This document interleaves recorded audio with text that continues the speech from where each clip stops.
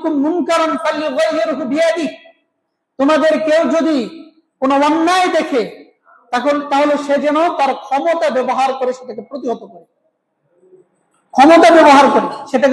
করে, ফামান লাম ইস্তাতি, সে যদি এতে সক্ষম না হয়, ফাবিলিসানি, তাহলে সে যেন জবান দ্বারা এটার প্রতিবাদ করে।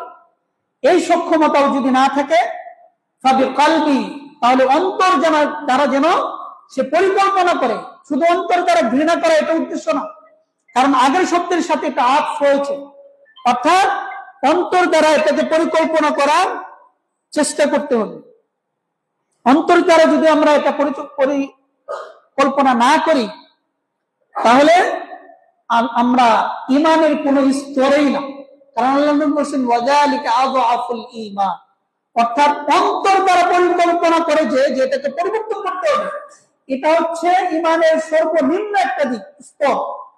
আপনার অন্তরে যদি এই পরিকল্পনা না থাকে যে আমি পারতেছি না, আমাকে সংঘবদ্ধ হতে হবে, এই শক্তি সঞ্চার করতে হবে, যে প্রক্রিয়ায়, যে সংগঠনের মাধ্যমে আমরা এই শক্তি সঞ্চার করে সমাজ থেকে এই অন্যায় অপকর্মগুলি দূরীভূত করতে পারবো, সেই দিকে যে প্রক্রিয়াই হোক, যদি মানুষ না আগায়, তাহলে তার ইমানের কোন স্তরই মধ্যে নেই।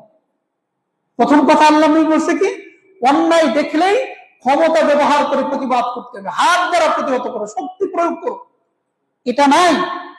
তাহলে জবান দ্বারা প্রতিবাদ করো, এটা অন্যায়, এটা থেকে নিবৃত থাকো, এটা বলতে হবে। এটাও করেন না, এই শক্তি নাই।